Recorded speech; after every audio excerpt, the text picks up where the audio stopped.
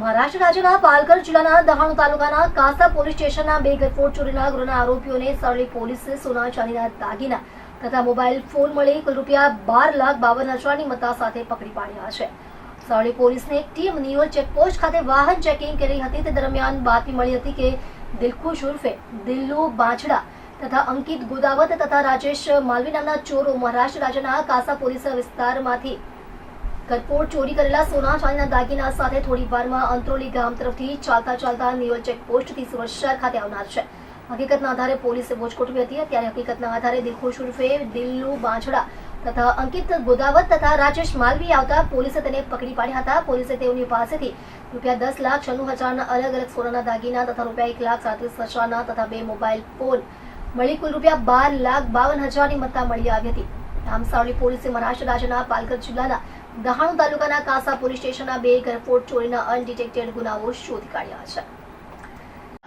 Saroli police station વિસ્તારમાં neon checkpost આવેલી છે. ગઈ તારીખ 16 માર્ચના રોજ જે રેગ્યુલર અમારું નિયોન ચેકપોસ્ટ વાહન ચેકિંગ ચાલે છે એ વાહન ચેકિંગ દરમિયાન અમને એક શંકાસ્પદ મુવમેન્ટ જણાઈ અને અમારી પાસે લોકલ ઇન્ફોર્મેશન પણ હતી કે આમાં મહારાષ્ટ્રથી અને વાપી વલસાડથી જે ચોરી કરનાર ગેંગ છે એ લોકો આ પ્રકારની કોઈ લક્ઝરીમાં બેસી અને આવી રહ્યા છે. એટલે અમારું જે સઘન વાહન ચેકિંગ ચાલતું હતું એ દરમિયાન આ લોકોને ખ્યાલ આવી જતા પાછળની લક્ઝરીમાંથી આ લોકો કૂદીને ત્યાંથી ભાગવાનો પ્રયત્ન કરતા પોલીસે ઇમિડિયેટલી એ લોકોને પકડી લીધેલા હતા.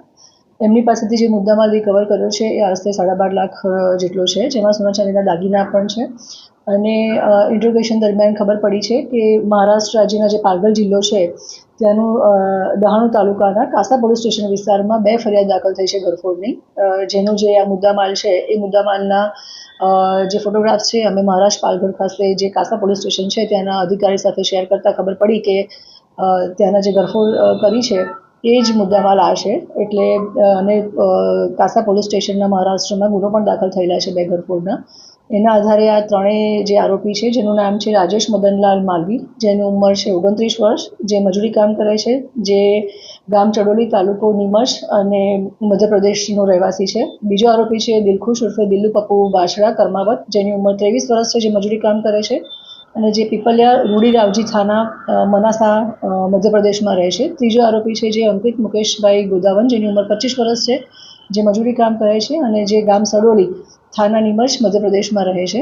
આ ત્રણેયનો ગુનાહિત ઇતિહાસ અમે ICGS પોર્ટલમાં ચેક કરતા આ ત્રણેયનો ગુનાહિત ઇતિહાસ પણ અમને મળી આવેલ છે. જેમાં જે મેઇન રાજેશ અને જે બીજો આરોપી છે દિલખુશ, એ બંને જણા અગાઉના ગરફોડમાં પણ પકડાયેલા છે. અને જે ત્રીજો આરોપી છે અંકિત, એ પણ ત્રણમાંથી જે અંકિત છે એ પણ આગળના પોક્સોના ગુનામાં પકડાયેલો છે.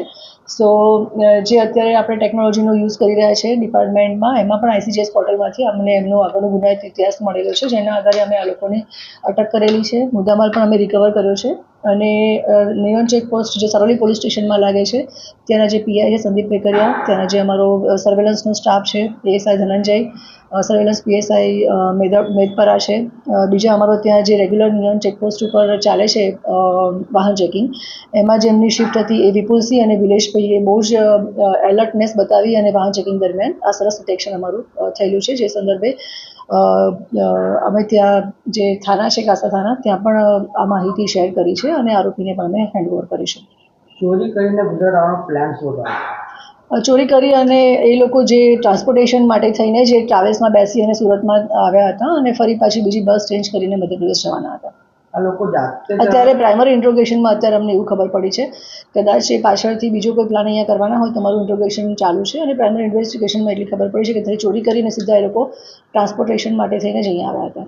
પાલઘરમાં કઈ લોકલ ગેંગ સાથે કઈ કોન્ટેક્ટ નીકળેલો લોકોનો? ઇન્ટ્રોગેશન ચાલુ છે અમારું. જે અમારે અપડેટ હશે અમે આપને જાણ કરીશું.